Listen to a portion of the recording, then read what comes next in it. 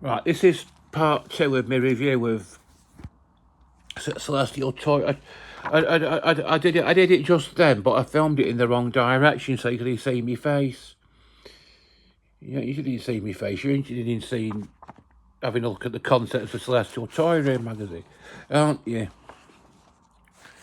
Right, I already got onto that page there. I'm on page 13 now. A sequence of the colorisation that I greatly enjoy re-edits the TARDIS team's escape from captivity in the Dalek City. What was once a full episode of our heroes planning and carefully enacting their escape plan is now a fast-paced heist movie-inspired action scene with a dialogue explaining their plan, playing over the footage of them enacting it. It feels very slick and modern and adds an extra slice of fun to a generally very serious story. As a great example of a time traveller starting to work together, it's nice to see this segment get some popular attention. It's also really boosted off by Mark Hare's new score for the story, with some new exciting music cues supporting moments that have been edited to a faster pace. Thankfully, though, Ayres is careful not to throw the baby out with the bathwater and keeps a lot of Tristram Carey's original incidental music. Someone's written a letter there. Dear CT, I found it especially poignant, or poignant whatever, to be watching the war games with two family members who had memories of the original episodes. For them, the colorisation brought new life to an ambitious story with a stark message, which is still important now at a time of war in Europe. Though it is still debated whether the second Doctor's Time Lord, though, in this story should be considered the Master or a distinct character, I felt the addition of Murray Gold's score to the original BBC Radiophonic Workshop sound was a nice attempt to connect classic and modern canon and highlight its scope. However, I did feel that some of the other additions, such as the exterior shots of Gallifrey and the images of new incarnations, felt jarringly neat alongside the command centre's wobbly tails and magnetic controls built from children's toys.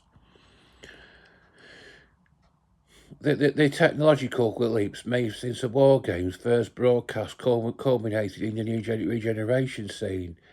This was entirely constructed in CGI, as the outcome of the second Doctor's forced regeneration was famously left ambiguous until the show's return in 1970. I felt this scene was a beautiful, peaceful send-off to an especially anarchic Doctor from Sean Wallace, The War Games in Colour.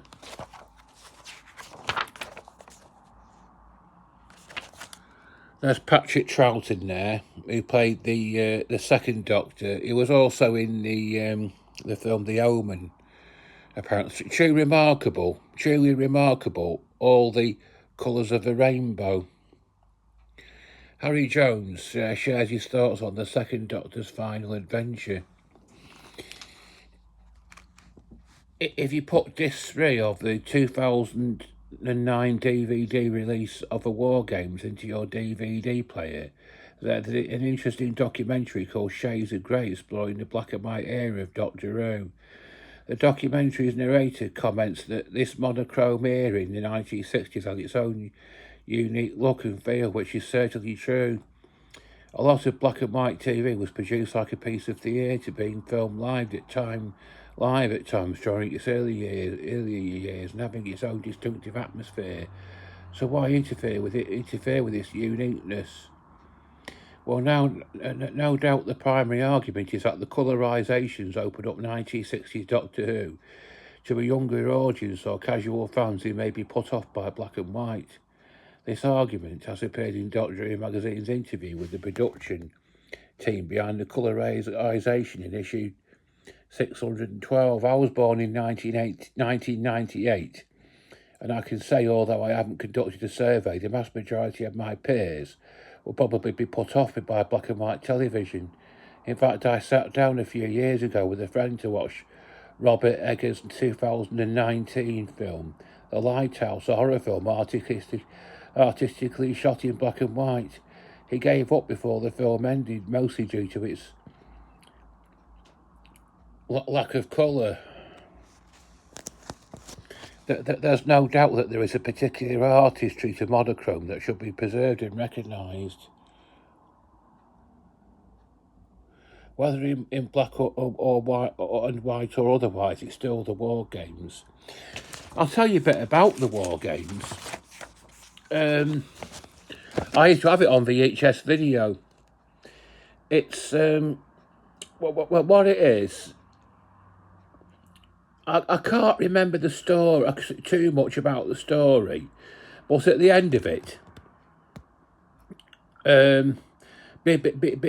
because Patrick Troughton, the second Doctor, has asked the Time Lords for help with something, he gets arrested by them because don't forget that he's stolen a TARDIS and broken the Time Lords' rule of non-intervention in other people's affairs. And they bring him to trial,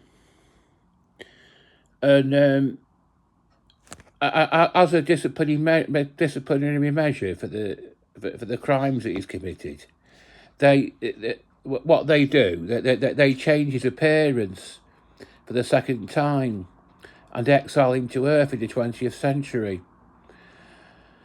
So the Doctor from that point, from the end of that,